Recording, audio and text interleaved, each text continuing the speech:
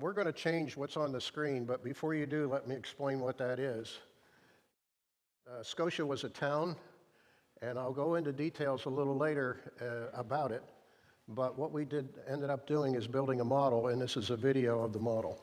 So that's your teaser, and then we're going to go from there. And so John's going to switch over to my presentation. We had a group here last night. We didn't know how many people were going to show up. We're trying to tailor this to people that are in the community. There's several neighborhoods around here, and we're all within earshot of Scotia. So we thought this would be the perfect audience, although some of you are from other areas. But that was the focus, is to get get the neighborhood together and so on.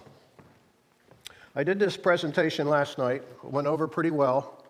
This is a more sedate crowd. The crowd that was in here last night got pretty rowdy about 3 in the morning, so we had to throw them out. So hopefully I don't think this is going to be quite that much of a group. So here's my opening slide that I stole from Blondie. And Scotia is a word that gets applied to a bigger area than what it really is, but there's several operations that took place. Center Furnace was kind of the first big one in an area called River Hill Track, and we'll talk about that. Then Andrew Carnegie. Everybody knows the story to some extent that Andrew Carnegie was heavily involved. In fact, he created Scotia. But then he bailed out in 1899 and went to the Great Lakes to get better quality iron ore, so he sold it to Bellefonte Furnace Company. Then there was a lumber company, Laird Curtin, Theodore Bowl, you may know that name. He tried to make this into a military operation, part of a place called Red Bank, which never happened. The Game Commission got involved and owned some of the land, and then around World War II, this Defense Plant Corporation, Scotia Mining, got involved, and that is one of the areas that's prime. And then now it's back to the Game Commission and the Haw Track, and hopefully this will all make sense to you.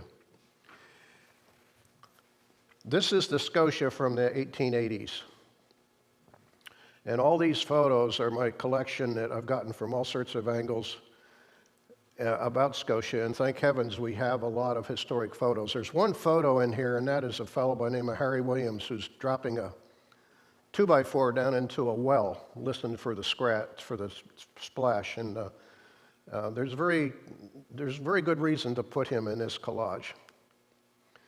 So this is Scotia 1892. Thank heavens when Andrew Carnegie had this land, he carved it out with this survey, and you'll see that there's all sorts of detail on here. You can't see it on this, but it's got all the buildings, the ore washer, which we'll learn about, and so on. And thank heavens for this. Because of this survey, we know what's going on there. And you see this very irregular shape from here down to here and so on, all this, that was called the River Hill Tract. So that's Carnegie's era. Then if you go back to Scotia, you don't see the remains of that, even though they're there. You have to know where to look. But what you do see is the remains of what was there, what we refer to as the World War II era. And that's what these photos are, and we'll explain all that. That's the idea anyway. And then I have to thank I'll introduce the rest of the crowd, but way back in the back, that tall guy in the blue shirt is John Leslie, and John put a image together based on discussion we had last night where people were a little confused as to what is what. What's in orange is where the Carnegie era is, and what's in blue is where the World War II image area was, and they don't quite overlap, thank heavens. What they do have in common is they shared the same ore pit, although when Carnegie left it, it was a little different, and World War II effort made it a little deeper. But if you're familiar with the roads, this is Scotia Road that goes up to Marysville, and then this is Range Road that goes down through here. So we're not far from where we are now, which the church is right in here. And if you're familiar with going back, this is 10 Acre Pond, which is a landmark that a lot of people know about. So that's an overview. So you know where you are. The World War II era you can spot because of these big old concrete structures. The Carnegie era stuff their concrete structures are a little more subtle and they're hidden in amongst the brush, which we try to keep cleared out, but that's a full-time job. So this is all State Game Lands 176, except I put this photo of iron ore in the middle of it. And then Scotia is on the side, and Toe Hill, which is another iron ore operation, mining operation, is on the other end of it. And the reason that iron ore, I made it so big, and technically it should be bigger than that, is because Center County was built on its iron ore. Williamsport had its lumber, we had our iron ore. And if it wasn't for iron ore, Center Furnace wouldn't have been as profitable as it was. The Farmers High School wouldn't have existed because of the profits that they had, and Moses Thompson, and the creation of Farmers High School led to Penn State University. So if it weren't for iron ore, we wouldn't be here today. I don't know where we would be, but we would be somewhere else. I know I'm here because of Penn State University, and I suspect a lot of the others are too, either directly or indirectly. So we owe an awful lot to iron ore. So this whole area, I think State Game Lands 176 is like 6,500 acres. And it's really kind of a neat thing to have an area like this so close to State College. And in fact, when people go there, I don't think they go there because of the history. They go there to get away from what's going on at home, to get away from what's going on with the pandemic, just to get outside and have some recreation. So you don't go there for the history. Well, maybe I do and a few others because we've been there enough times, but you go there because of these.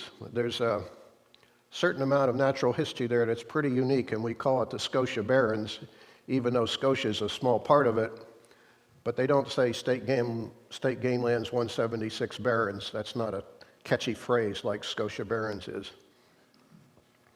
So it's deep, well-drained, sandy soils. The water just goes right down through it.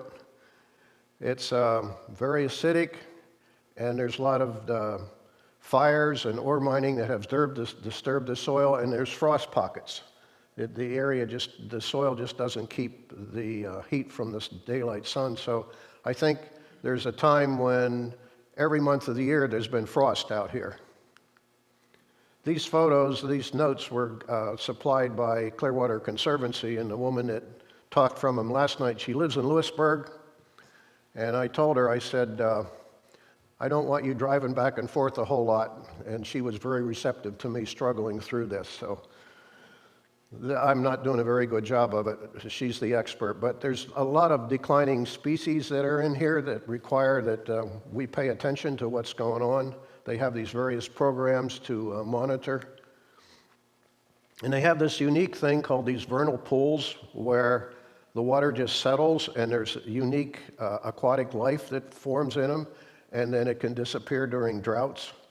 But there's no rivers or creeks in all of the State Game Lands, 6,500 acres. And people, if you drive down Range Road, you see this sign, and some people kind of think, well, is that a joke?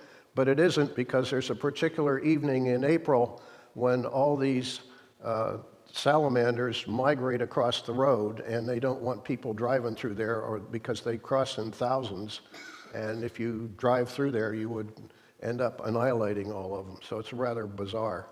And Clearwater has these evenings where they will, in the spring, you can go to gather around one of these pools and with their flashlight, and they'll show you all this aquatic life. It's pretty interesting. So there's some unique things going here. They monitor the bird population and animals, and thank heavens that somebody watches over this, and the Game Commission is very active in all this. And an interesting thing is that even though there's no creeks or streams within these game lands, all this water seeps down in the soil and goes into an aquifer that the story goes that all drains into Bellefonte, and that's where the water for the Big Spring in Bellefonte comes from. So there's also the Grays Woods Preserve. The State Game Lands 176 is state game lands, but Patton Township has bought a section of land that's actually in Patton and Half Moon. Seems strange that Patton Township would buy land. It's in Half Moon Township, but they created this preserve. And that's all part of this whole plan to protect our resources. So, back to history. Do you remember when I ran the pointer around that weird track and said it was the River Hill track? Well, here it is. And look how close it is to our church. I've been doing historical research for quite a while, and I've been working at Scotia for over 10 years, which is just a stone's throw away.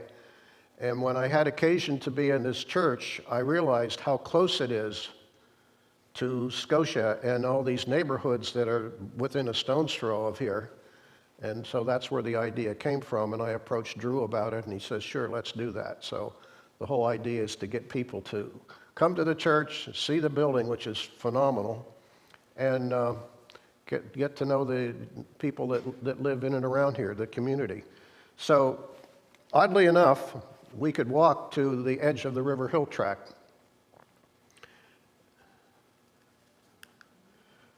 And I mentioned about Center Furnace. Well, that's who owned it way back in the beginning. So there's a big loop about all this interaction.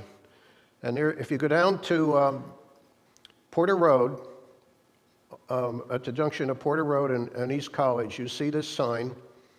And it talks about Center Furnace and John Patton and Samuel Miles, and they started this. And the furnace went up to 1858, and then it closed down. And there's reason for all that.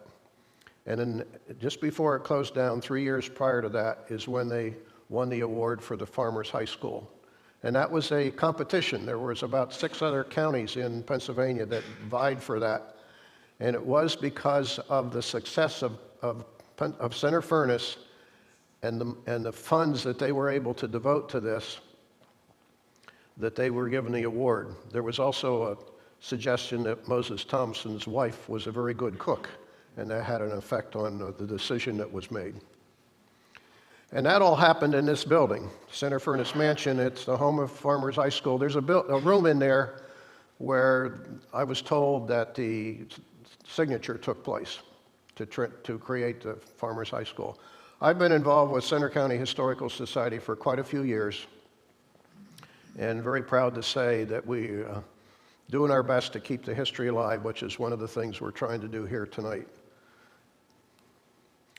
And if you're familiar with Iron Furnace at all, there's our restored one. It's been restored twice, once by a group of inmates from the local prison, and once by a group of OTEC students a few years ago. And I was doing a presentation one time, and there was a guy in the front row that said he was the one that was in charge of the VOTEC students when they restored it, which was kind of ironic. And we try to keep it cleared out. And to talk about it, I really need to just add a few little words here, because not everybody realizes the technology that went into an iron furnace. You dump iron ore and charcoal and limestone in the top.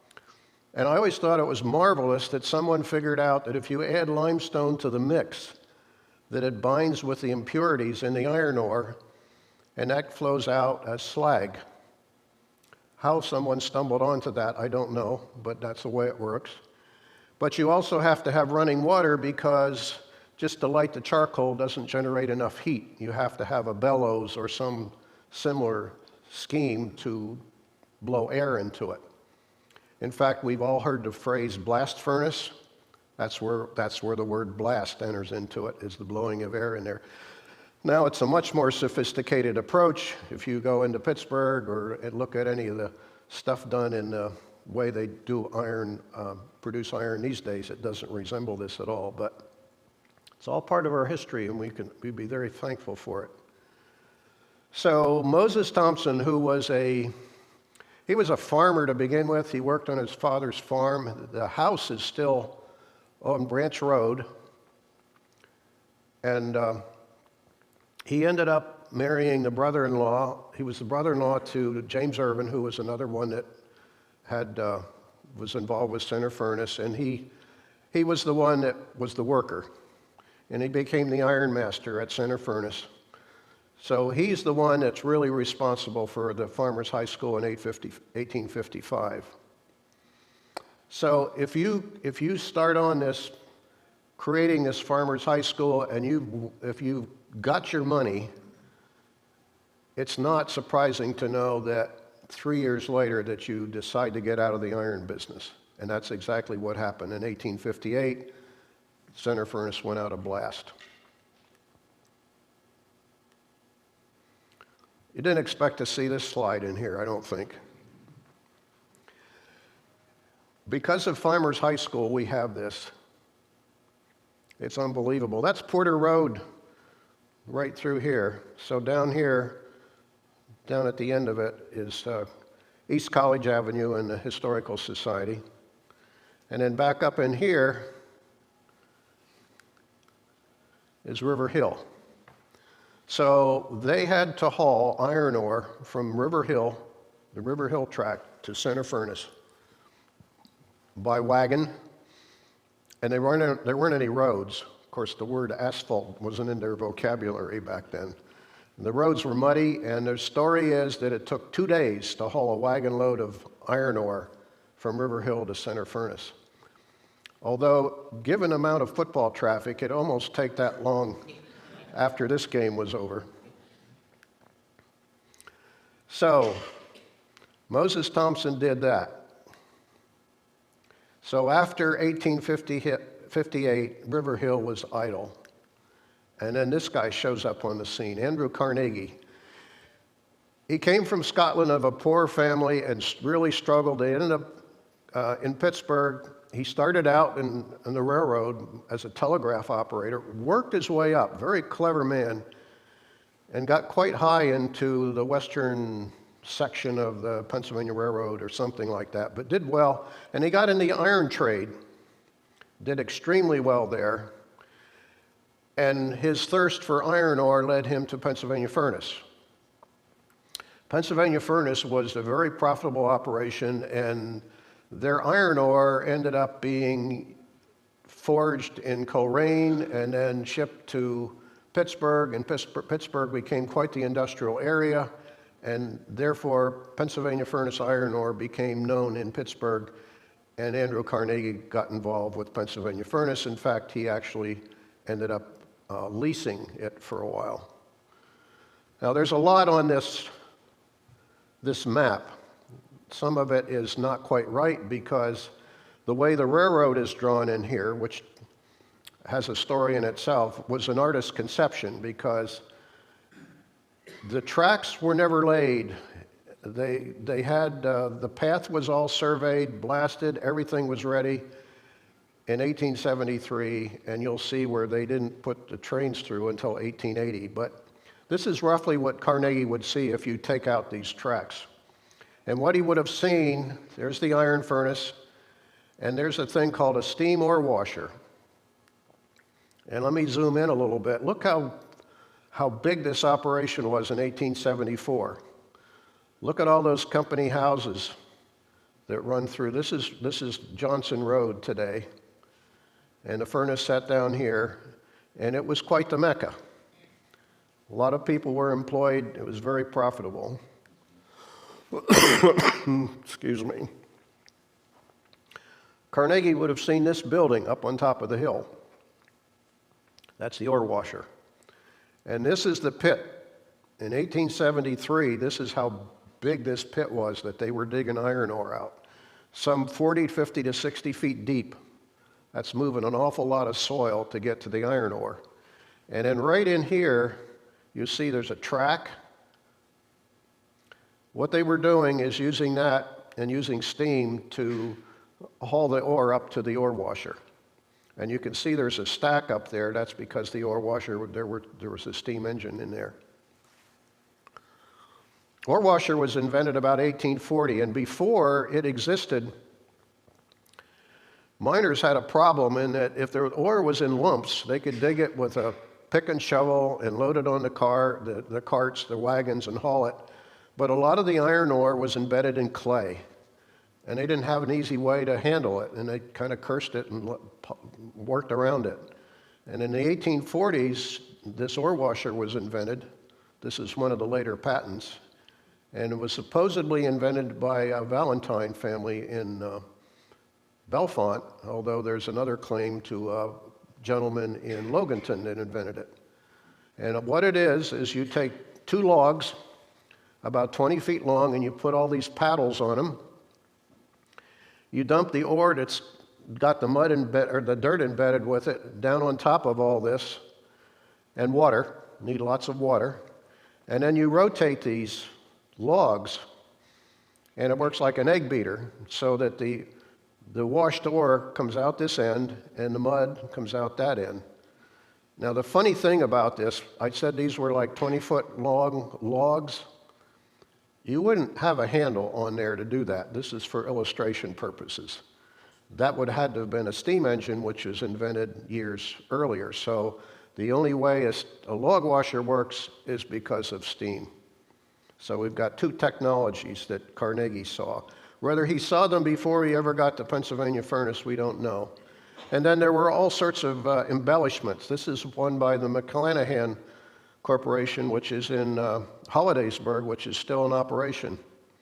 And they still call them log washers, even though they don't use logs anymore. So it gets a little more involved. Even though the log washer might be here, you have to dump the ore, and in the top there's a trommel to help get rid of some of the bigger pieces of rock. You have to pick off the flint and so on, and then the washed ore comes out here. So it gets to be quite the building, which is what Carnegie saw up on that hill.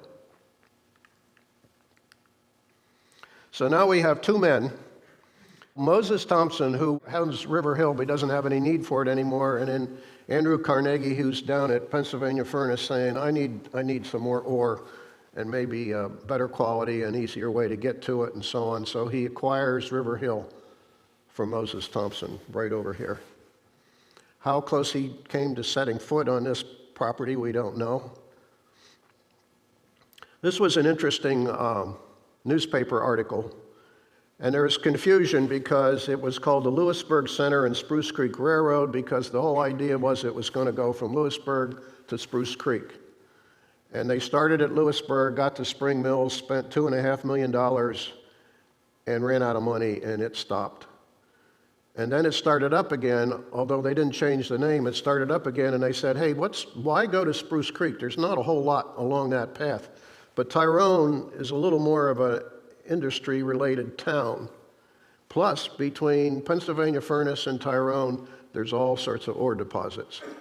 So that makes more sense to do that. So 1873, they had finished all the work. They had surveyed it, ballasted it, bridged, graded, entirely completed, except they didn't put the rails in. In 1873, there was an economic crisis that probably shut everything down. And then this final little note, it is thought that the road would be completed someday. By 1880, 2 trains were running daily from Tyrone to Pennsylvania Furnace. Now, was Andrew Carnegie behind that? Maybe. 2 trains, and it's still called, it took them a while to get their act together with regard to setting up the formal Lewisburg and Tyrone. And then this path makes sense, although it's still the artist's conception. If you go on a Toco map and look, it really winds, and there's many bridges down through here and along here. Andrew Carnegie was ruthless. He was involved in, and it's no secret, I'm not telling stories about him that's not already known. He ended up doing insider trading, and I don't know what all, but this I thought was very interesting. His iron company was called the Edgar Thomson Steel Company. This is the letterhead of 1880. But do you know who Edgar Thomson was? That was the name of his best customer, the guy who was the head of the Pennsylvania Railroad. Isn't that kind of odd? So he did what he could, and I don't know that he followed the rule book. So Pennsylvania Furnace got a railroad, and they got a railroad station, and that's where it is. Right now, the Marengo Road goes right through where it was. So Carnegie had the line extended all the way up to Scotia, and that's where it all began. And this is his first ore washer. Remember I told you it was a big building? The ore comes in up here, and it comes down here, and these trains, they take the iron ore to Pittsburgh. They take it to Tyrone and on to Pittsburgh. This is the first time in this area that the iron ore that was produced in this area didn't go to any local furnace. It went down the L&T, the western leg of the L&T, went to Tyrone, and from Tyrone it went on to Pittsburgh. Quite an operation, and you can see these stacks here. That's because of there were steam engines involved with all this. This railroad up here, that's another story. This is standard gauge railroads here. What, 4 feet spacing, something like that? What's up on top is this. This is narrow gauge railroad. And what Carnegie did, usually what happened is you had an ore pit that you worked out of, and then you filled wagons, and horses or mules pulled the wagons, and they hauled it to, in this case, to an ore washer or to a furnace. But Carnegie came up with a better scheme. Where he got the idea from, I don't know, but what's going on here is this narrow gauge railroad, which, because it's narrow gauge, it's small, it's very versatile, it's great for short hauls. But look at all these ore cars here. They're all full. There's 20 some of them. And what they're doing is they're hauling the ore from when they're mining it, actually cutting it out of the ore bank and hauling it to the ore washer. But look down here, not only do you see snow, but you see all these ore cars. Those were, there's lots of theories as to why they're down there, but I'm sure that wasn't the intention. Something didn't work right. And I argue that if you build a trestle like this, and you constantly haul 20 ore cars, which is pretty heavy, that trestle may not be the best way of doing it and may not last too long. But that's my theory. But you can see right here in front, there's a switch. And that's where we're approaching the ore washer right in here. And the locomotive steers ore cars in so they can be unloaded, and then goes on the other track and shuffles back and forth and so on. But look, the snow is on the ground here too, about the same amount. So obviously these photos were taken at the same time. We have several photos. Thank heavens we do. When we started Scotia work, there were some photos that were readily found, and over a period of years, which has been over 10, they came from all sorts of directions, and we're very much appreciated. And now, because of this, we have this tremendous history that otherwise we wouldn't have known about, including that 1892 map. So this is the way that was normally done. If you were to look in this photo, and it's not easily to digest, you see a lot of men standing around, and there's carts. There's a wagon here, you can see the wheel and so on. So this is the tough way of doing it. Here's a mule up on here with some kind of a track. But Carnegie, he did something different. Here's our narrow gauge rail line. And then this is a steam shovel. He had 2, maybe 3 steam shovels at Scotia. So what would happen is that he would scoop up 1 scoop of iron ore mixed in with the dirt and sand and so on and clay, and just 1 scoop would fill a ore car. So it was really fast and a lot less work, even though there's some men here with shovels. And then there's always a boy with a mule, because you needed to shuffle the cars back and forth, the empties and the full ones. So there was a boy with a mule that did that. So if you were to go down this track a little further along, you'd see where it would split, and there would be 2, and the empties were on one track, and the loaded ore cars were on the second one. I don't think OSHA would approve of this guy standing up there today. So we have this photo, and this one, it's still the same kind of steam shovel, although this one's stripped down a little bit. This guy here, he's obviously a foreman, and the story goes that he's Valentine from, and I forget his first name, from Bellefonte, and he was took quite a part in what happened at Scotia. And here's another one, and then there's the mule again with the boy. So these steam shovels were all the same design, and this is a photo or a sketch from the original patent or a version of it. And it was invented by a fellow by the name of William Otis. And does the name Otis ring a bell? Well, that was his cousin who invented the elevator, got into the elevator business.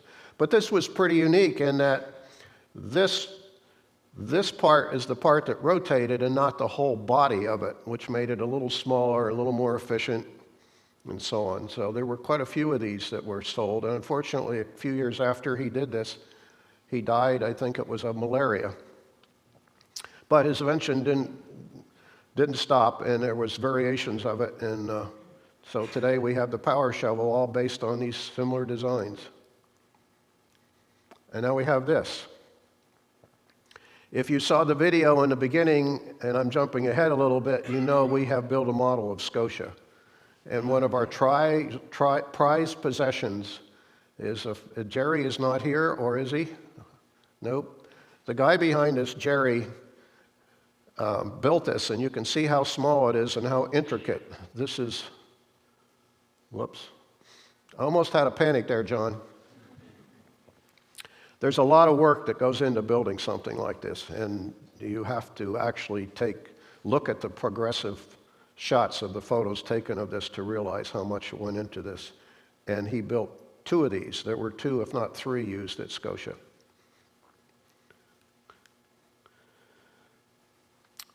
Then there's this guy I mentioned a while ago about this fellow dropping a 2x4 down a pipe. Down a well, listening for the splash. That's Harry Williams. And Harry Williams deserves an awful lot of credit. There was a big family, and he quit school, I think around 12 or 13 years of age, to help his father, help feed the family.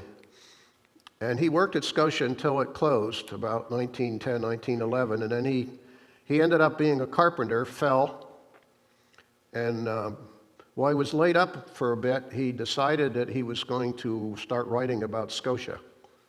And we're thankful that he did. But meanwhile, here's 1955. This is a cover for a reunion. What he did is he carried on a tradition started by someone, a relative, years ago of having picnics and invited all the people that worked at Scotia, and would have several hundred would attend. This is the cover sheet for one that was in 1955. And they used this picture of the incline, which we haven't talked about yet. So Harry was heavily involved in what happened at Scotia and kept the history alive by the picnics and reunions. And he wrote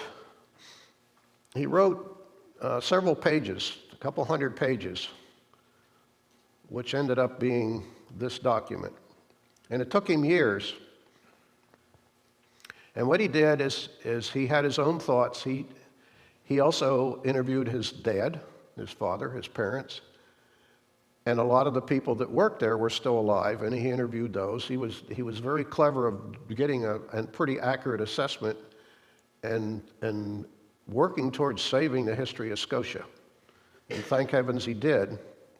He passed away in 1966, and then J. Alvin Hallbaker, who we credit was having started Park Forest Village, they knew each other because Harry was a Patton Township supervisor at the time. And it wasn't until many years after Harry passed away that J. Alvin gave $10,000 to the Center County Historical Society and worked with Betty Johnson, who was an editor, and they produced a book based on Harry's.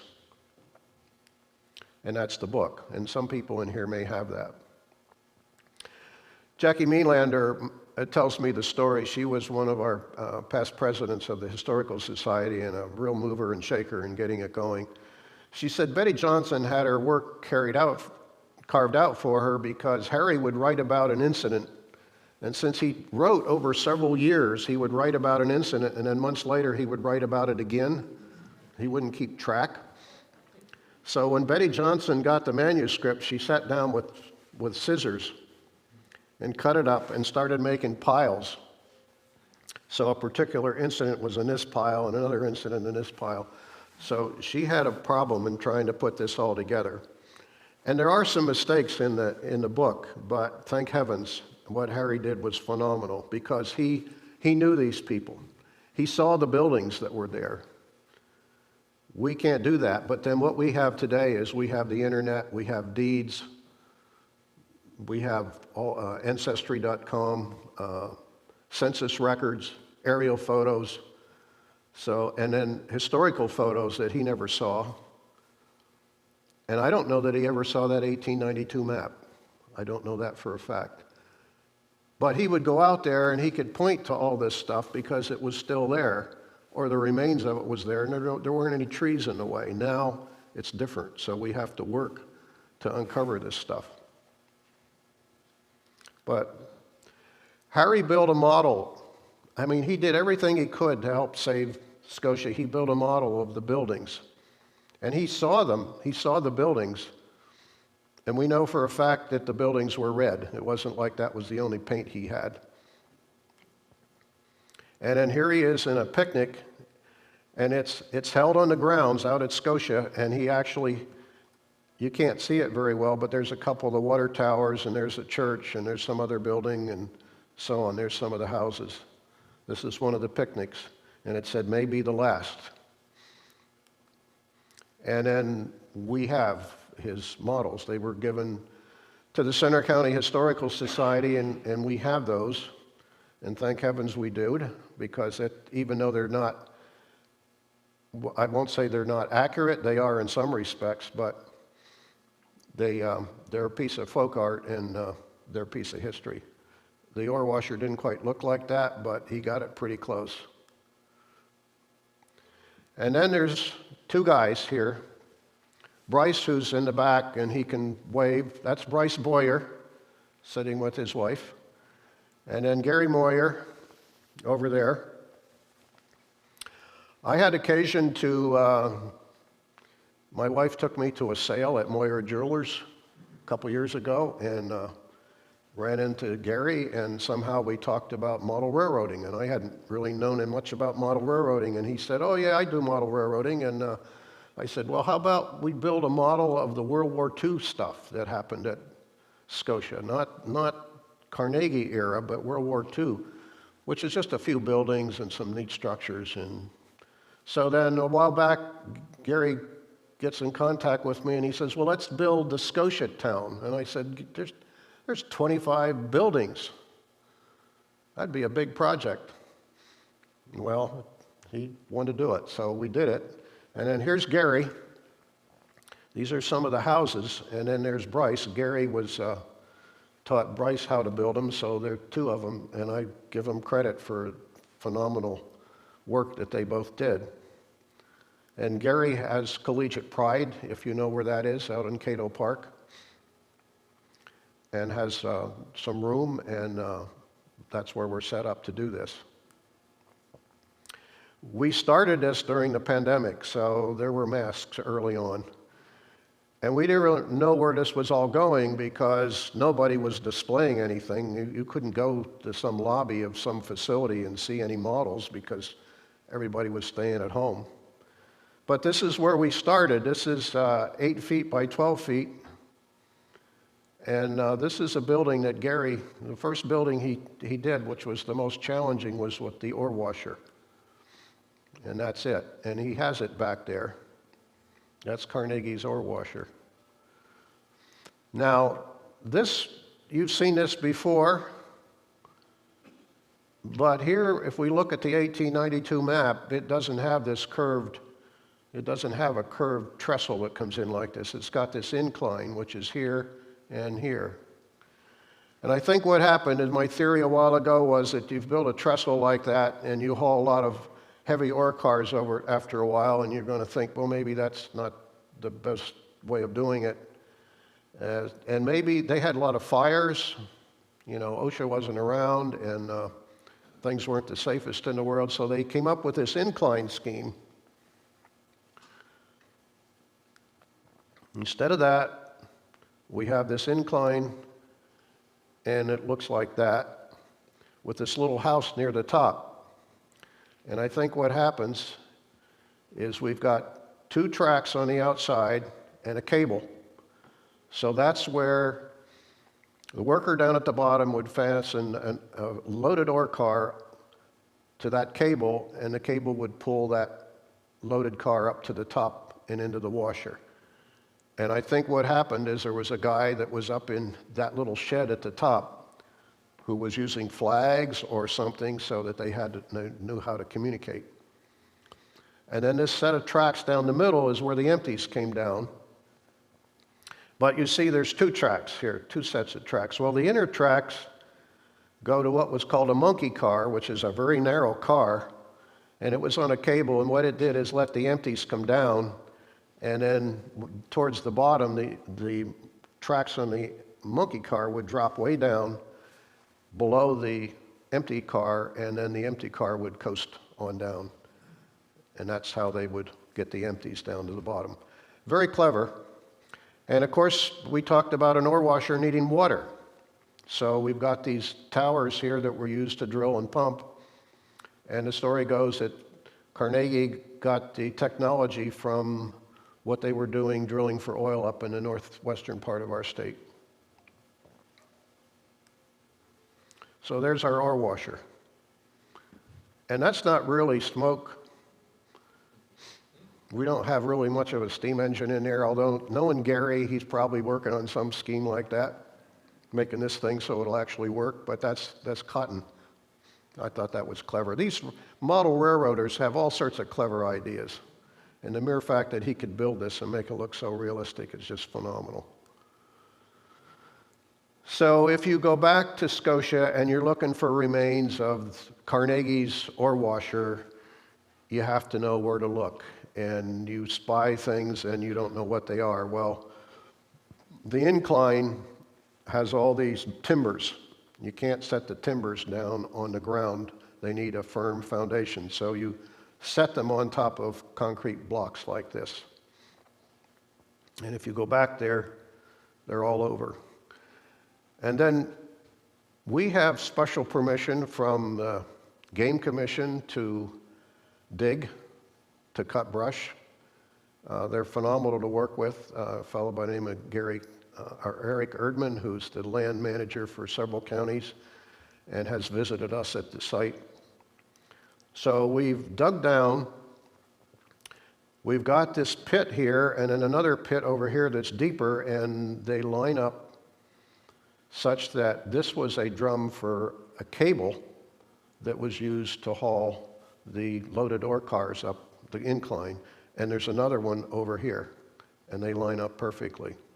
So right in here, there's some massive bolts that have been cut off, and that's probably where the engine was that drove the gear that's set in here to power these drums to either pull the cables in or let them out.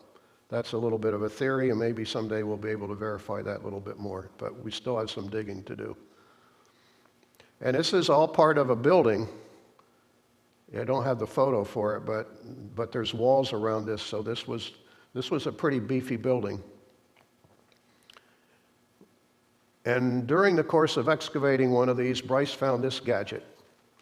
And I had no idea what it was, but we've since found out, is if you have a boiler tank, you have water in there that you're heating up to make steam, and you better make sure that there's water in there and not too much water or too much steam. So this is a valve, a way of measuring the levels.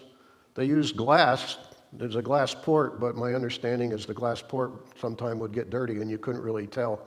So these tri-valves, there would be like 3 of them along the height of the boiler, and use that to measure the height of the water. Because if the water was too high, if the water was too low, you would have a problem in damaging the pump, and if it was too high, I guess the boiler could blow. I don't know. There's a lot of problems that could go wrong. And then I remember I said about the ore washer being logs that were like 20 foot long, and they would be 8, 10, 12 inches in diameter, and they would rotate those. and there were probably as many as 4 of them here. Well, you can imagine the vibration and the noise that took place. So if you go out to Scotia and you look where we have uncovered, you see there's about 5 of these. This is concrete with threaded rods that have been pushed over, and this was the base for holding the mechanism for these ore washers. I think there's 4 of them, if I recall, that look fairly new, which was a later part of the later activity, but there was one of them that the concrete looks very, very old, and that was probably one of the original ones.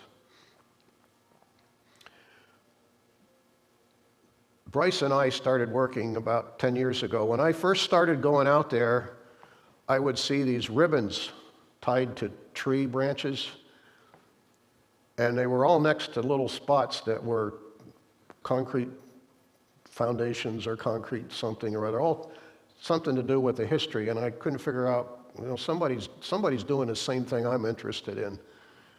And it turned out it was Bryce. So we teamed up. This was over 10 years ago. So we found out that 2 of us can do the work twice as fast as one of us can and safer. We watch each other. We can spot ticks on each other this way. And then the other guy is John Leslie that's standing in the back, who is a lot younger and our second generation, because Bryce and I are, well, Bryce does a little better than I do. He's much more agile than I am, but we still do pretty well. And right in here is that one of those pits where the drum was. But you can see his car is parked there. We had cleared this off, and we do it periodically because it ends up being a lot of leaves and brush. So we try to keep it cleared off, and because you don't, it'll get lost. A couple generations from now, this conceivably would disappear. And then for some reason, we were really reluctant to just cut the brush that was alongside the road, and we thought, gee, if we cut the brush alongside the road, the Game Commission is not going to matter that we do that, because they're allowing us to do this stuff, and then it allows people to drive by and see this. I can tell you where this is, and you can spot it. Before that, you had to know where to stop and walk into the woods to do it. So we've done that, but it still takes a lot of work. And then there's the wells, and there's still several of those wells still out there. And there's the incline, long gone, but the remains of it are still there. And if you have all this activity going, you need houses. You need a lot of people, a lot of families. So Carnegie built these houses, and they were duplex houses. Now here's the ore washer, and here's some houses. And I often thought if you lived in any of these houses, during the day, the noise must have been phenomenal with the ore washer running, but then the men were at work, the women were at home doing whatever, or maybe they were working. Kids were probably working. But the noise would have been horrendous, and even at dark, in the evenings, they had to keep the steam going. So if you know if you've been around a steam locomotive, they're not quiet. So it must have been a noisy place. But you can see here we've got 3 houses and another row of 3 houses with a little bit of space, and then there's 4 here. And we've since found out that in just exploring, there's 3 more houses here and another one here. So 1892 was not the peak. They were still expanding. And then up behind, there was another row of houses and then this bunkhouse. So there was a lot of houses. There were supposedly as many as 400 people that lived and worked there. And here's downtown Scotia.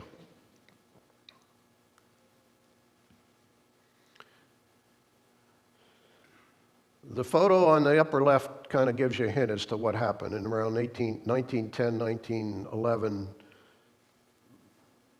they basically shut down.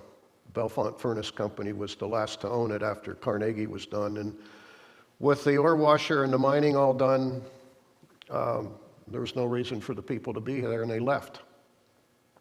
And the houses just deteriorated.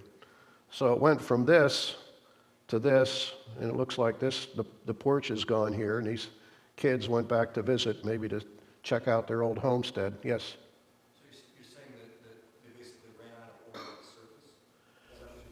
They didn't necessarily run out of ore, but there were other. What had happened is the iron ore industry around here kind of dried up because there were better deposits of ore other places, and the techniques used around here didn't survive. So I talked about the kits, or I shouldn't say kits, but that's what they are, the houses, duplex houses. I still can't believe that we're doing this, but here's two of the houses side by side, and two families. A family would live on either side, and then there were outhouses.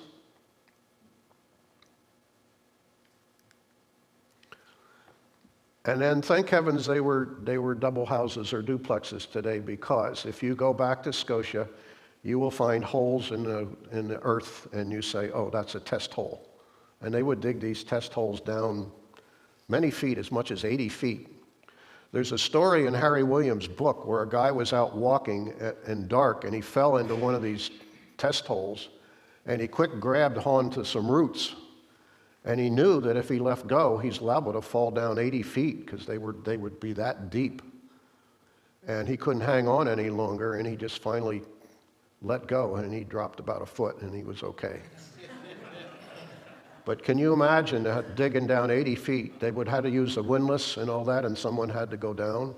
And there's still holes out there. They're not that deep. They've been filled in because of nature and so on. But here, with these double houses, there would be a root cellar side by side. So that was our hint. If we can find these root cellars that are side by side, we would find out where the houses were. And that's what we did, and that lines up with the 1892 map. The bunkhouse, there's Harry's model. There's Gary's model. And we used Harry's model here because we didn't know how many windows and doors to put in, so we think Harry saw this. So we figured that if he saw it, he probably had the right number of windows and doors. What you don't know, if you were back there and Gary showed you, turned it around, there's nothing in the back of that, because that's going to be in the back of our display. The mine was down here. This is up on the ridge not far from the road that goes to Marysville. Elwood tells me that, what was it, John Bressler, that lived out of Pennsylvania Furnace, and there was a conversation, and where did you go for groceries? Well, we went to Scotia. There wasn't any stores in State College. That's where they got their groceries. The store, we didn't have any photos of the company. It wasn't a company store, by the way, which was surprising, but Carnegie let Enterprise to the locals. So here's Harry's model of the store, and we didn't have any photos of it. So that was a guess. We had this footprint, and we had this, and we had one other thing. There's our model. The front porch. The front porch is still there. Bryce and I were back there the other day, and we weed whacked and used a rake and cleaned it off. So the porch goes from here back to there. So that gave us did some measurements, and we figured out exactly where the porch was and how wide it was. And the store is here. Here's the last of the houses. Here's the store. And then up here is the superintendent's house. And that was a mansion. So, as you might expect, the superintendent lived in a much nicer house than the average worker, but this was really nice. And of course, it eventually got abandoned, just like everything else. So the superintendent's house is here. And if you walk down here, and we have a path, you see where the slab is for the store, and you see where the big, big hole in the ground is for where the superintendent's house is. And that's Harry's model of the superintendent's house. And that's our model of the superintendent's house. That's sitting on a coffee cup. And I guess you have it back there, Gary, right? Yeah. Yeah. Now, sometimes things fall into place. Bryce Boyer back there has a relative, a brother-in-law, who's into the model railroad business and builds kits to sell. And he did this for us. And if you were to buy the kit, we're talking what, Bryce, $600, $700 for the kit? Twice that? Close to that. And if it were built, about $1,500. But it's authentic. That's the neat thing about all this stuff. It's the way it was. So Harry's model's not very accurate. The photos will be around, but to be able to do this is our step towards saving some history. Isn't that beautiful? I've been trying to write a book for I don't know how many years, and the photos will be in that book. There's another view of it.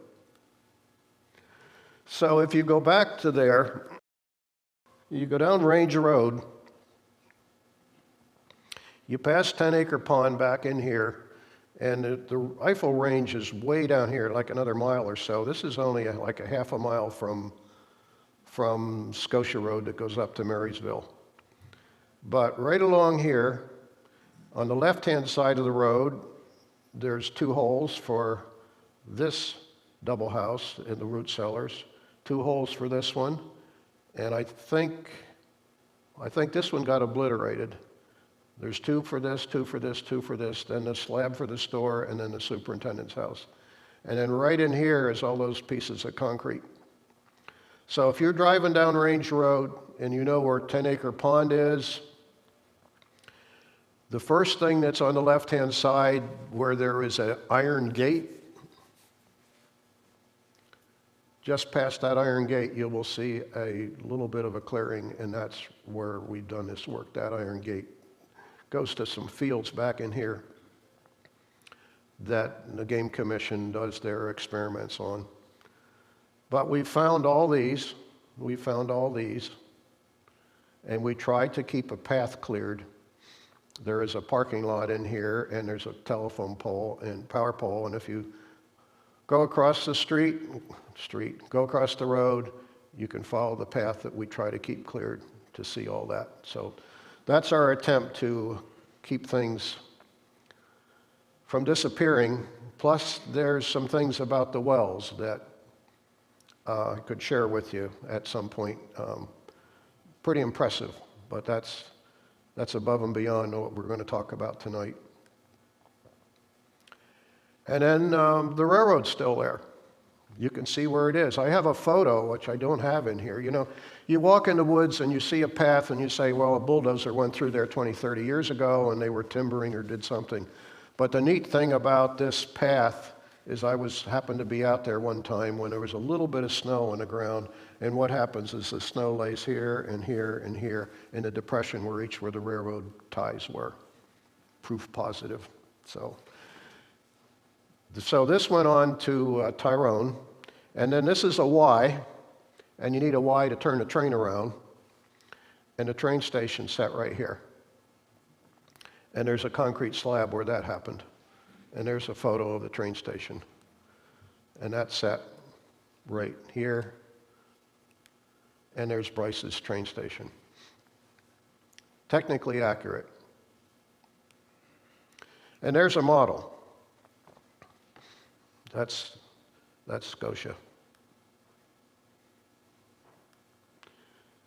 There's a line that goes to a place called Red Bank, which was another mine that goes this way.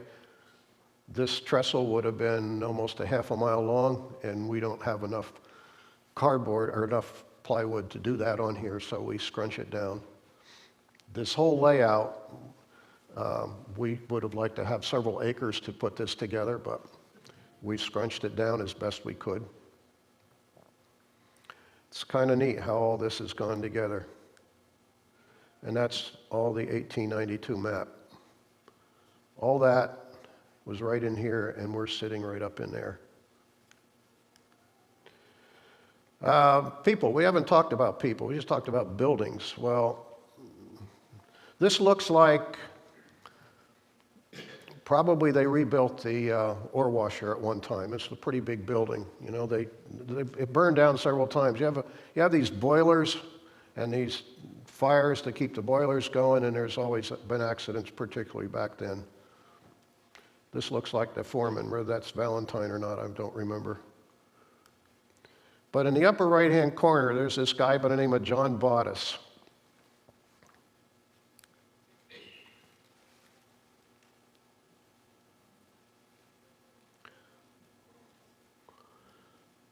Scotia was big enough that the circus would come to town.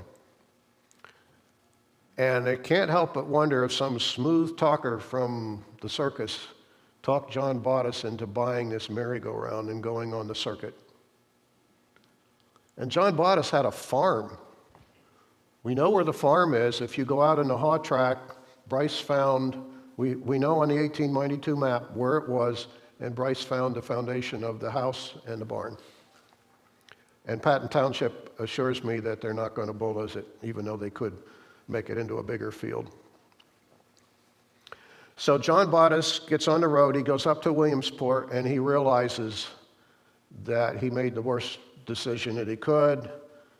And there's another account that's more graphic in this, but he shoots himself, he commits suicide. And his wife was ill. He made a bad business decision, and then he owned a farm which had a mortgage on it. Well, that's not the end of the story. Less than a month later, his wife is found dead. And she was found by some of her younger children. There were they had 6 kids. 3 of them were adults and moved out, but there were 3 of them at home. And one of them heard this woman screaming, heard his mother screaming, and they went and found her dead. And there was a thought that she had committed suicide because in less than a month earlier, her husband had died, but her throat had been slit. She had been murdered, and the guy that did it was a fellow by the name of Bert DeLodge, and he had a troubled past. Previously, he had actually been involved in a shooting of a young man by the name of Ralph Williams, who was related to Harry Williams. And then I assume that he was not welcome to work in and around the mine because Ralph Williams' parents were still working there. So he ended up working for John Bottis at John's farm. And he drank, and John Bottis owed him money, which is not surprising in view of his financial situation. But it turned out that Bert DeLodge apparently had too much to drink and ran across Mrs. Bottis and murdered her, and he was the last person to be hung in Bellefonte. And there were 3 young children left, and I thought, what happened to these kids? Can you imagine? You lose both parents to a very dramatic, the worst kind of situation you can think of in less than a month. So what happened to these 3 kids? Well, the 3 that were older, I know about them, but the 3 younger ones, I thought this has got to be very traumatic. And so I traced them down, and the most prominent was Private Thomas J. Bottis, who 10 years later was in the First World War and killed in France. And you know how VFWs have 3 names associated with them, 3 veterans? Well, the VFW that we used to have down in Bernard Street, which is now that plot belongs to University, but he was one of the 3 names. And I don't know what records they have of him yet because they're all stored, and the guy that is involved with that, I need to communicate with him. But it's just a sad story all along, and there's more to it than that. Well, this is my high horse about errors. There's a picture in this book, in this Harry Williams book. You remember I said that when J. Alvin got together with Betty Johnson and they put this book together, it was several years after Harry had died, so he couldn't proof it. So what is in here is this photo, and it says it's the last hanging in Bellefonte, and it's Bert DeLodge. Well, I didn't know any better. I used to do Scotia presentations. I've done them for a long time. And one of the first ones I did to the Nittany Mineral Association, I think it was. And there was a guy in there that said, you know, that wasn't in Bellefonte. That picture was taken in Huntington. And he told me all about it, as to who the guy was hung and all that sort of stuff. And if you look at it, that doesn't look like any lay of the land in Bellefonte. In fact, this wagon here has got a dairy on it that has to do with Huntington County. So that was not in Bellefonte, that was in Huntington. And then a few years ago, Center Daily Times picked it up and they published it again, and it was the last hanging in Bellefonte. So there's mistakes made, and we try not to make them. There's one that claims that Scotia, that where Andrew Carnegie had his Scotia was down there where the shooting range is. Well, that's not true. And then there's a YouTube video out there where they have pictures from the World War II operation, which we haven't talked about yet, and then they've linked that to stuff that was in Andrew Carnegie's era, and I got about halfway through that, and I can't watch the rest of it because it makes me cringe. But there's stuff out there that isn't right. And I don't like, the worst kind of history is stuff that's not accurate. So that's my high horse. They had a baseball team. They had a band, and Andrew Carnegie bought all the uniforms. That's in front of the church, which we have a model of. There's the school. And then I talked about this thing about Bryce having a brother-in-law and what a godsend that was. Well, Sue Kellerman, who's also on our board at the Historical Society, was at an auction, and she bought a box of, I don't know what all. There must have been something in there historic, or she wouldn't have bought it. But she didn't realize this was in it. So it's school books from the Scotia School. So I have about 10 pages worth of this. And I think, Larry Harpster, I think some of your relatives are in this. Two great aunts. So this is all material for a book when I get to it. And another person is Tom McKivison. He has a special place in my heart.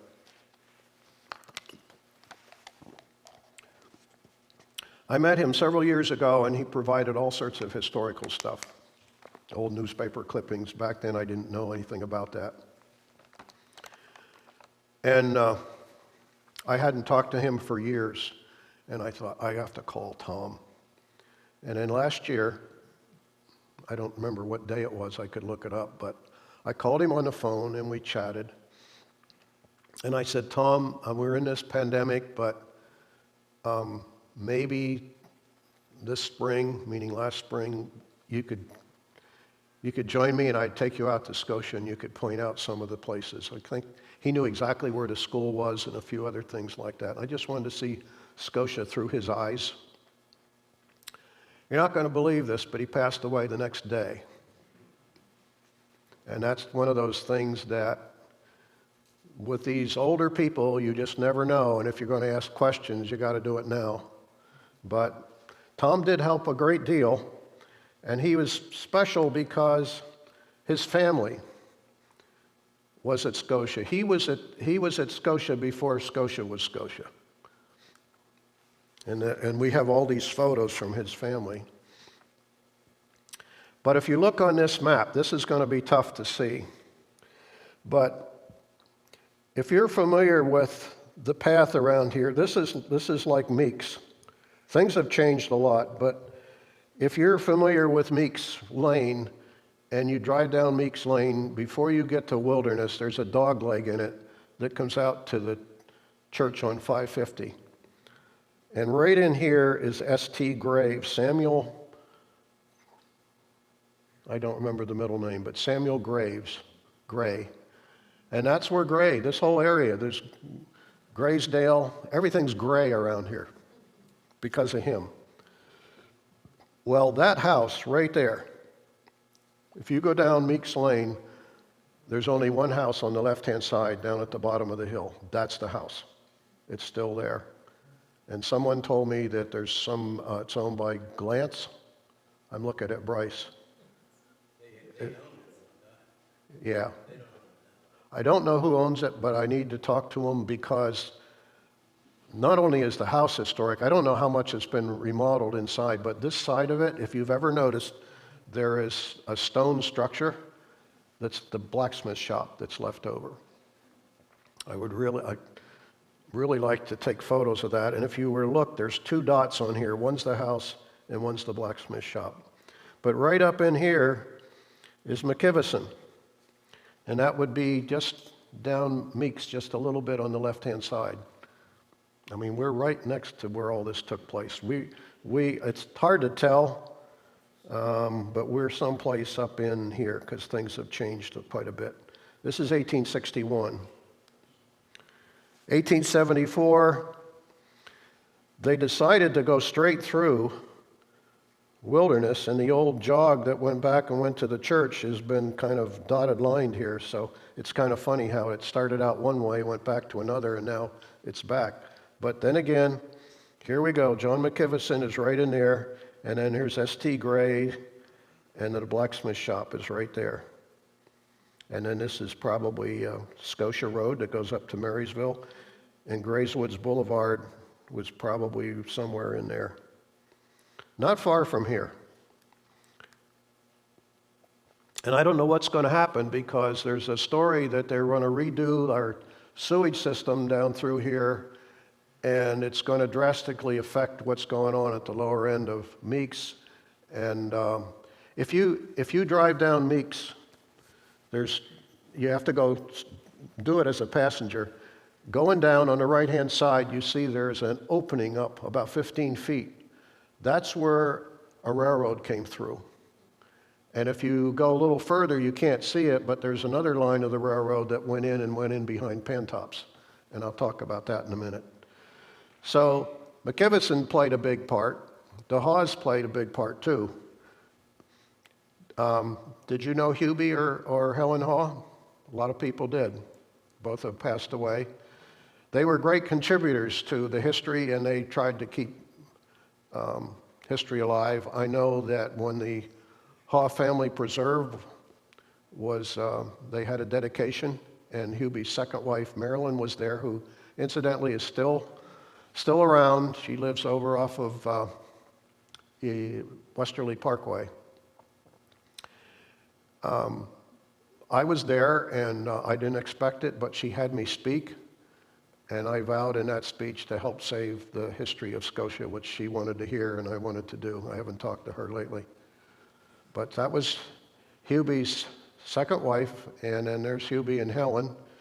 And the two of them, John Haw, here's John, and then there's Herbert, and then that was Hubie's father.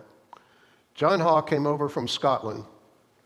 He's very enterprising, and he's very refined, and he operated one of the stores. And I often thought that if he and Andrew Carnegie got together, I had this vision of the two of them standing on the front step of that porch, because he operated that store for a while.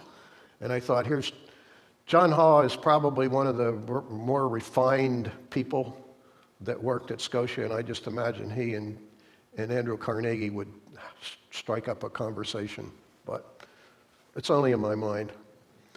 But John was very enterprising, and he kept buying land and doing all sorts of clever things. And after a few generations, they ended up with 400 and some acres, which we call the Haw Tract today, that they semi-donated. I say that phrase because I think they gave it to Patton Township for about $2 million or so, but it was assessed at about $8 million. And they've created the Haw Tract, which is now leased out to farms, but will never be developed. And some of it actually cuts right in close to Scotia, right next to the World War II operation. So they deserve a lot, and I have an obligation to Marilyn and to the Haw family. Hubie was great to talk to. Helen was quite the character. She was tough. If you ever read her obituary, you can see she lived in Alaska for a while. So there's the haw track, and then this down in here is the Circleville Park. And I talk about bizarre things like Bryce's brother-in-law and some of these other weird things that happen. Is David Bell in here tonight? This guy sends me an email and he says, I've got a can that came out of a barn in, see if I have this right, let me know. Came out of a barn in Ohio. And the can says C.H. Haw on it. And then there's all these labels, and I got to have more from your story about how you got all these things. This is tremendous. There's no way in the world I'm going to open this can, but it's got all these different things on here: strawberries, raspberries, blackberries, tomatoes.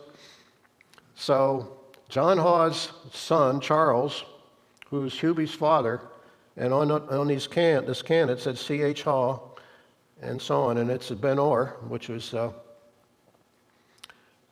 what the post office was at Scotia. So that, I just can't believe it when you contacted me about this. So thank you for your donation. Unbelievable. So Scotia existed until Andrew Carnegie found better ore up in the Great Lakes, and he sold out to the Bellefonte Furnace Company, 1899. Now, I don't know how tired you are listening to me. I have 2 other iron ore mines that I can sneak in here that'll take another 5-10 minutes. I don't see anybody falling asleep yet, so I'm gonna venture first. Red Bank. Here's our 1892 map and the River Hill, and out here is a little activity that's totally independent of Scotia. And right in here, you can see there's an ore washer and a well. And there's a railroad, Bellefonte Central. That was another operation. And then this was taken at Red Bank, and that was taken at Red Bank. And if you go back there, sure enough, you can find threaded rods and timbers. We haven't totally explored all that. It's not as exciting to explore as some of Carnegie's stuff. But the most impressive thing out there is the way they landscape this, digging for their iron ore. It's beyond description. You have to go see it. Just amazing. This picture doesn't do it justice. Well, there's another one out here. You see this? We have this railroad line that was extended to Scotia, but there's this other one called Juniata Mines, which was also called Toe Hill, depending on who owned it at the time. And if you go to Stormstown and you pass Stormstown on 550 and go down Smith Road and then go down Toe Hill Road and then you walk, you can come to these lakes, ponds. Well, those ponds are left over from the iron ore operation, and they have filled up and are quite pretty. It's very easy to walk down here. Walking back is dangerous because the paths walking down all kind of leave one way, and it's pretty obvious. Coming back, you run into all these Ys in the road, and you don't want to, so you need breadcrumbs to do it.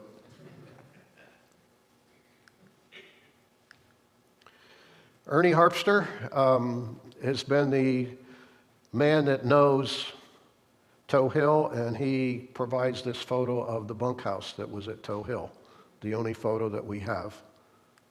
And that's the foundation that's left of it. There was a store which served as the railroad station, an unofficial post office, which we did some digging and found out when we uncovered the leaves that this was a little bigger than what we thought.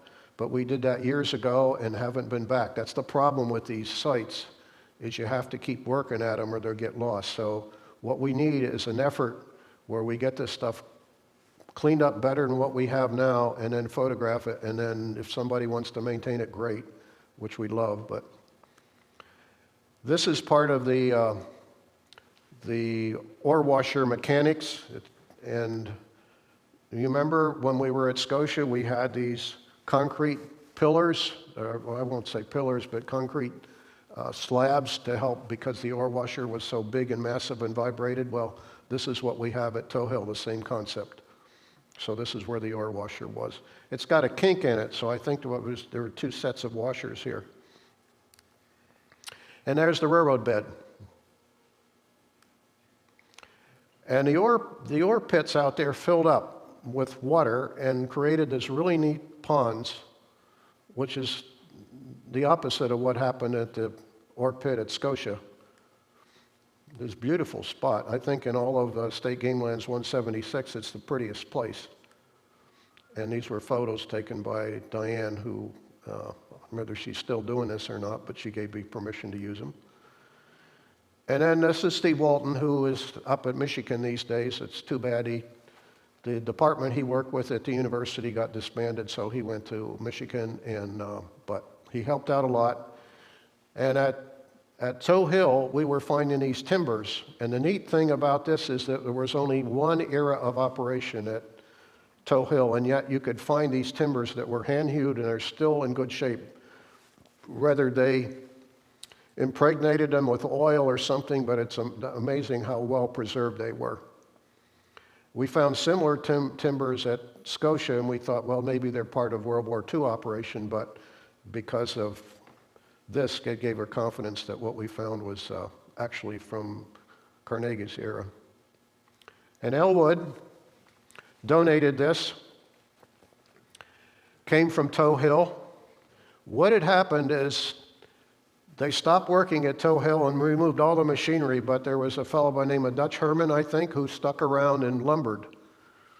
And he needed water. The wells were still there, but the pumps weren't. So he had this bucket. I don't know whether this is the only one that existed, but it's got a hole in the bottom, and there was a flapper on the bottom, so he would drop it down in the well. It would fill up with water, and he pulled it up, the flapper would close, and he'd have a bucket full of water. So, thank you, Elwood.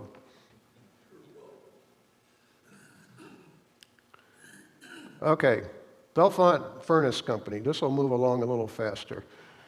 Carnegie decided to go to Minnesota, and he could get better iron ore faster and cheaper costs. So he sold to Bellefonte Furnace Company in 1899.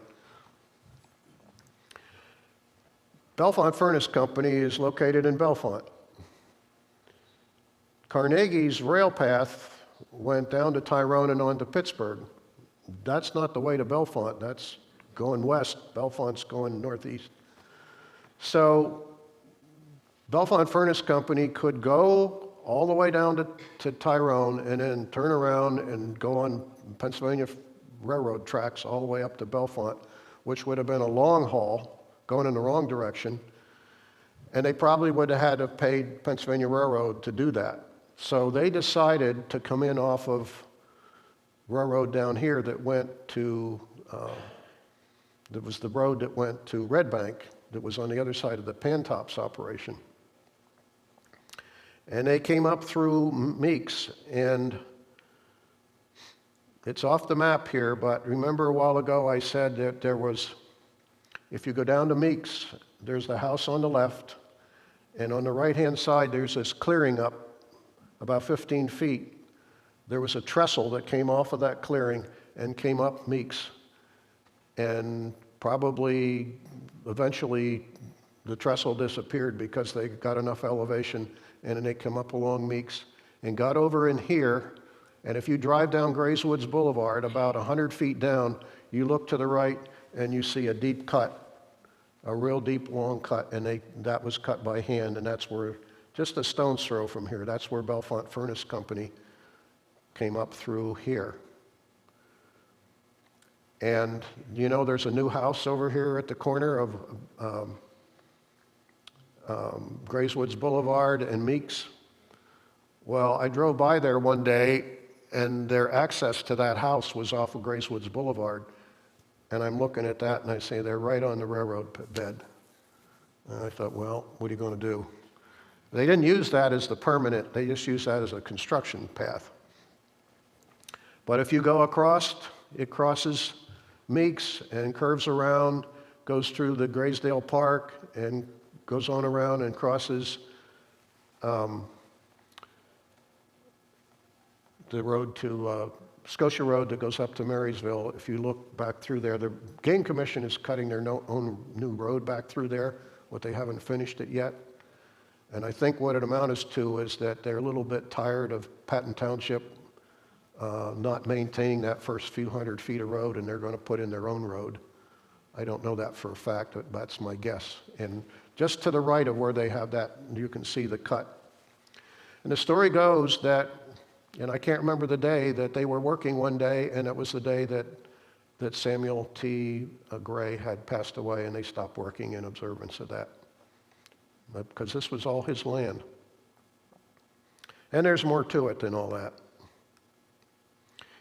And if you look at this, you see that they came in underneath the incline, and sure enough, right there, they came in underneath. So the ore washer bit the dust like everything else out there, deteriorated. 1911, Bellefonte Furnace Company houses at Scotia Works are being vacated rapidly. If the moving continues for 2 weeks more, the town will be reduced in population 1/2. 1/3 of the houses are empty now. So that was the end. One other chapter. If you go back to Scotia, this is the remains that everybody sees. The stuff with Bellefonte Furnace Company and Carnegie are kind of buried. This stuff is very much prevalent. What had happened, there was the threat of World War II. And our government was concerned that a lot of our resources came from overseas or South America, but relied on shipping. And shipping was a concern because if war broke out, shipping would be a weak link. So they said we have to take a look at our own resources, stuff on our own land, so we don't have to rely on foreign shipping. So a fellow by the name of Wallace from Sunbury teed up with Mitchell, who was the head of mining engineering at Penn State, and they approached the government and said, give us $500,000 and we'll resurrect the Scotia mine. And that organization was called the Defense Plant Corporation, and that's where this mine opened up again at Scotia. And these are photos from that. You won't recognize any of this until I show you another photo. You see that? That's what you're used to seeing. What this there's 2 doors, garage door size, and then a smaller door in the middle. Here's one of the garage doors. The other one is hidden over here, and here's the door in the middle. What this is there's a huge ramp that was built here. And there's another one that matched on the other side. They used pan trucks or earth movers, whatever you want to call them. They would scoop down in the ore pit. They have a bucket that opens up underneath, fill up the bucket, drive up the ramp, dump their load down through here, and then empty, they would circle on back and continue on. And that's how they got the iron ore to this receiving hopper. And this conveyor went to the ore washer. Now, if you go back there, you'll see that there's a lot of young couples, young people used a lot of paint and had a field day, and they still do. You never know what you're going to see back there. They really decorate it. Here's what's left at one of the ramps up there. And that ramp is like 1/4 of a mile long, and the amount of earth that they moved just to build those ramps was phenomenal. There's another view. There's a ramp over here. See what I mean about all the paint? It's a treat to see all this. So that, you can't see that. That's all buried back in here. But this is the conveyor that comes up to this building, which is the ore washer. And this is what the ore washer looks like today. Have you been back there and seen this? It doesn't look like it would be the ore washer, but that's what's left. And then this is the railroad tracks because they took a trainload of ore out. This is how they used to come and go. And there's a story behind that. And then if you know where to look, you see this saddle, which was probably for diesel fuel storage. We don't really know, but it's very prevalent there. And then there's this water tower with all this footing and the pipe through the middle.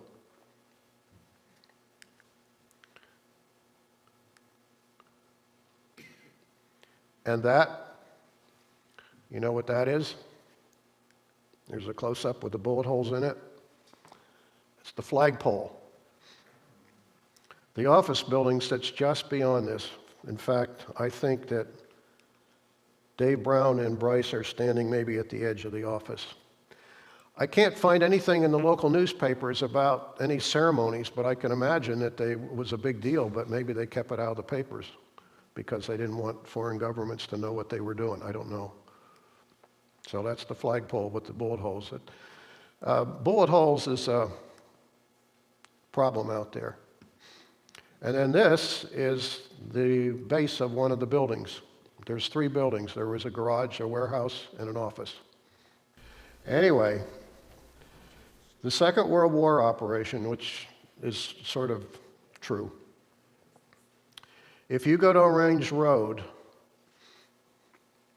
there is a parking lot on the left next to 10-acre pond, and then another parking lot on the right where there is a gate, iron gate. And if you walk down through here, you can walk past the flagpole. If you don't look for it, you might miss it. And then we have a rough path that goes back into the water tank supports and the fuel crater. And then you can walk down this path alongside of these buildings to this receiving hopper. It used to be the power line runs down through here. And what would happen under the power line is the brush would grow. There wasn't any big tree canopy to keep it. So Bryce and I struggled to keep the brush cut. And it's brush that has briars on it, and it just grows like weeds. And then a couple years ago, we said, hey, wait a minute. If we just carved a path from here right to there, we would stay under the high trees. So John and Bryce and I, we went in there and we tried to make it a path. And we knew that if you make it a path and people find it, they will keep it open. And we were back there, and they have. So we found a way to take advantage of people and save us some work. But anyway, it's all here. The ore washer sits right across. You can stand in front of one and see the other. And these buildings out here, which are all part of it, are takes a little more work to keep cleared out. And then here's the railroad grade. They took out 1 trainload of ore. I think they sent it to Harrisburg, Steelton, and they said, this is junk. That was it. They tried to sue Wallace, and that didn't work out. So it was a boondoggle, and so on.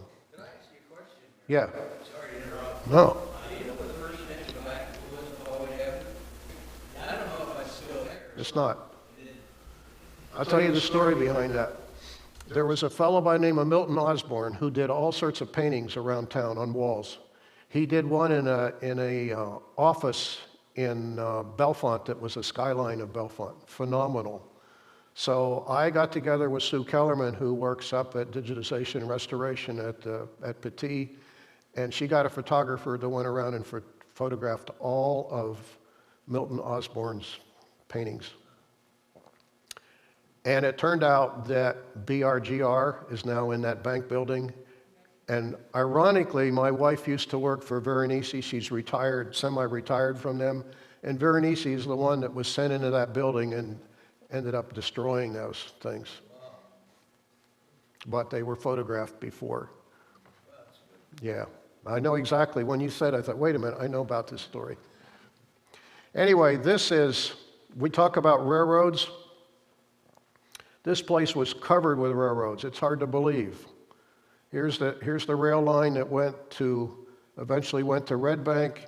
Here's originally Carnegie's line that went into Scotia. Here's the Bellefonte Furnace Company that went into Scotia. And then there's the World War II line. And then this line went on into State College and eventually into Pine Grove Mills. There were railroads all along here. And now you don't hear them. And if you superimpose some of these on top, I think what's going on now, there's concern that this line here is going to be a sewage line, and that this is the old railroad bed, and it's on the other side of Pantops. Anybody here from Pantops tonight? No, the other night there was. And that's their walking path, and there's probably nothing that can be done that's going to happen. So, in progress, you know. So anyway, thanks to Drew and the church, my wife who was here last night and put up with us, but was not doing that well tonight and decided she needed to stay home. Bryce and John Leslie and Gary and Jim who was here last night, Jerry who built the model's not here, and there's been many others over the years. And I wanted to add this. We are always looking for people to volunteer.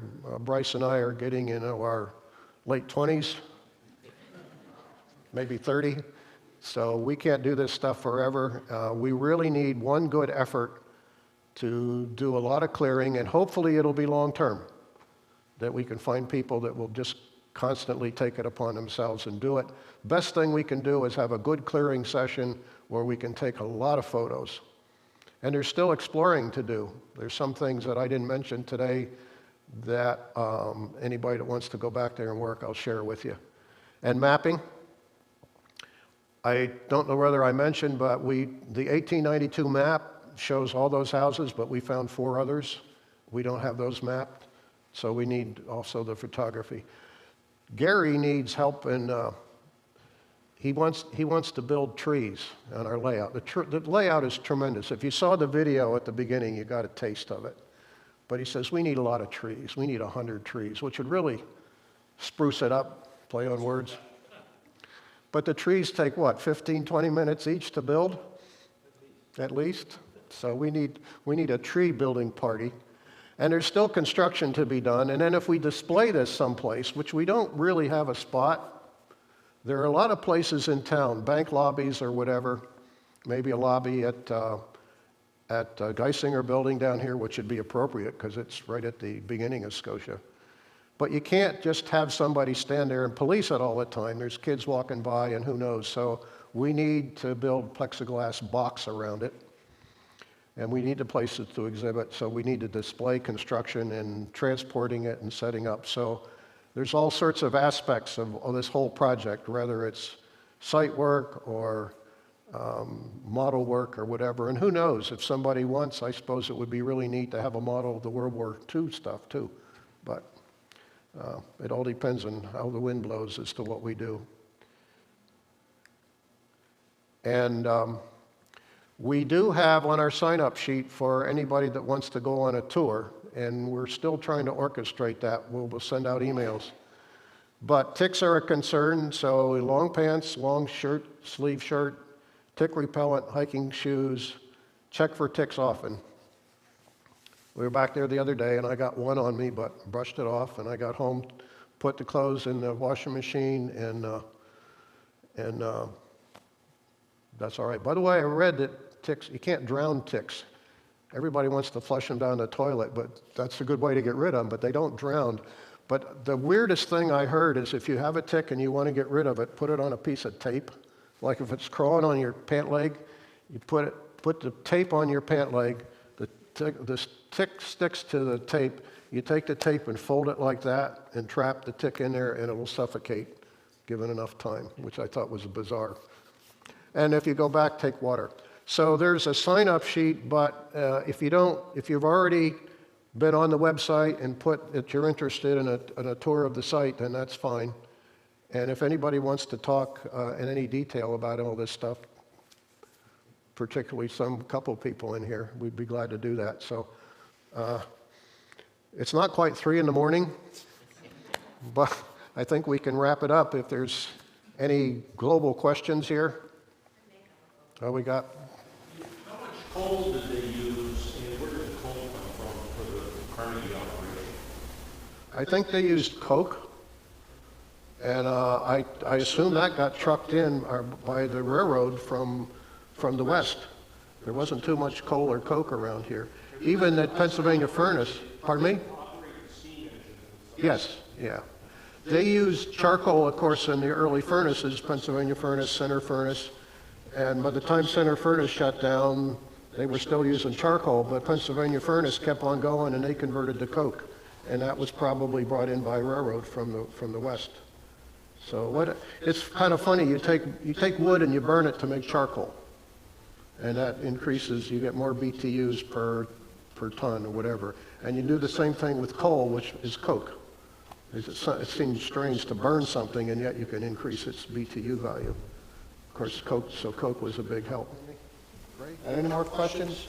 No? So Red Bank, that's in Marysville? No. Okay, there is there's some. There's Red Bank and there's Red Road. You never mentioned anything about Red Road. And that's their houses building on that side. Yes. Yeah, if you go up to Marysville, if you go on Scotia Road, goes up to Marysville, on the left-hand side is where there was a row of houses and the bunkhouse was up there. One of my first tours up through there was done by Butch Brown, who I was trying to get to come tonight, but he didn't get it here. Is that it? All right. Thank you all.